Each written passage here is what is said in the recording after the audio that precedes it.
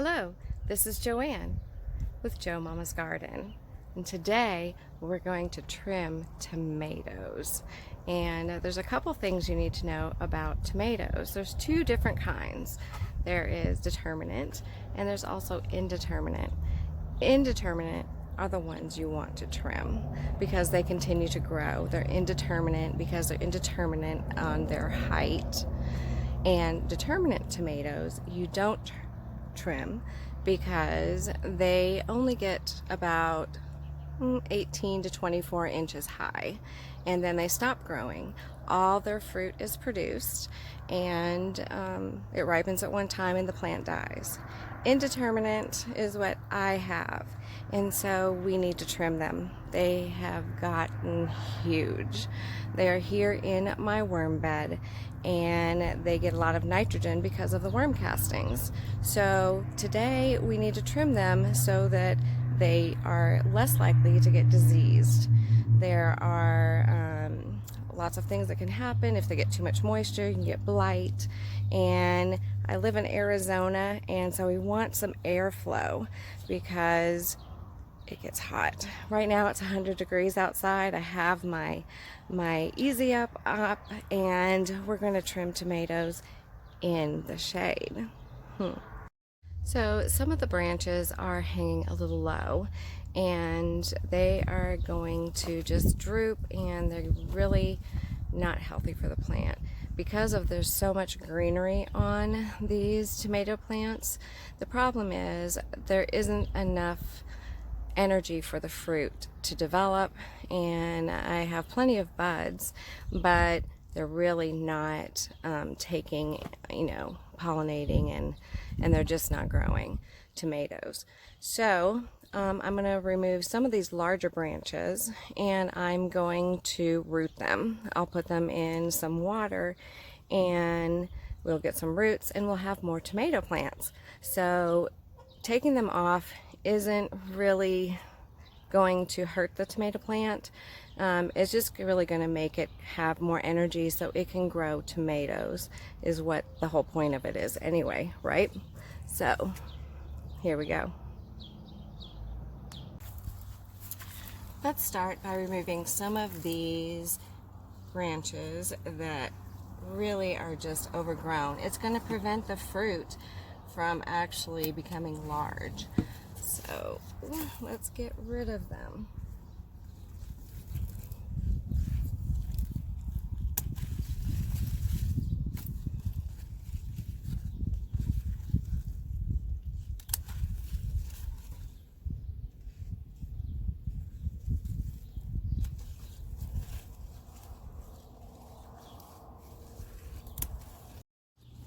Okay, so I'm going to take off this large branch here, and I'm just going to put it to the side. This branch really shouldn't be here either. We'll take it out, and we'll get this over here and get this large branch.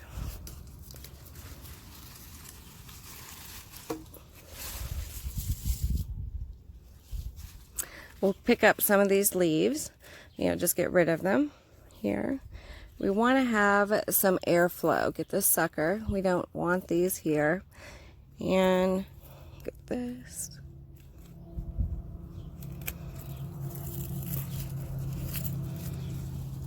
And it already looks cleaner, and it has a little more area to breathe.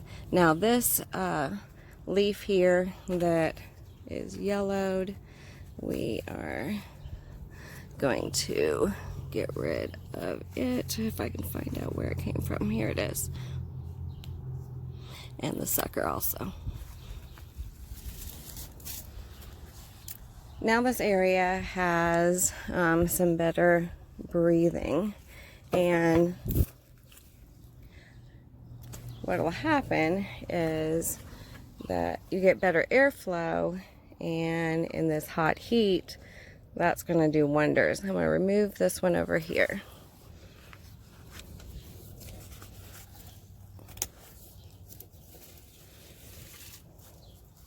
And then get this.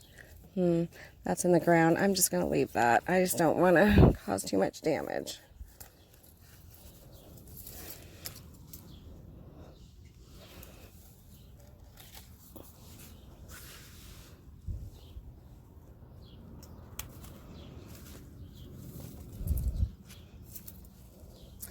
Okay, so the airflow is much better here, and we can make sure that we don't have any extra friends with us like snakes.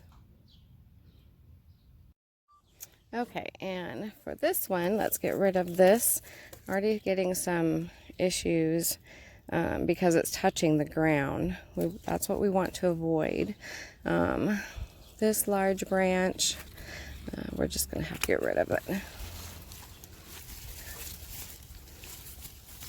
Oh, that was a long one. Okay. Get rid of this. And let's get rid of this.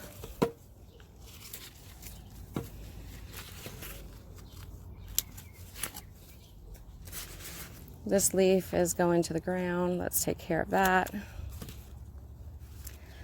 Little sucker here. Let's get rid of that. And we have to decide what we want to do with that back branch. I think we're going to have to get rid of it because it is right into the worm bin.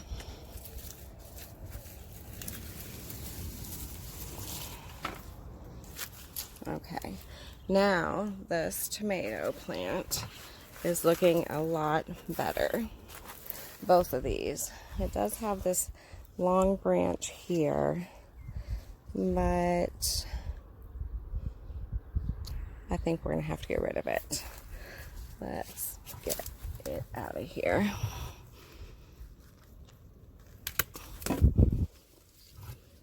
Okay. Now, they are looking a little bit better. Let's see what's going on up here. Some of these suckers we should really get out of here, just so that we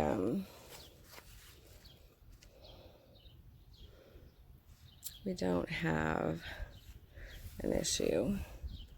Have these buds they're just not taking because there's just too much foliage, and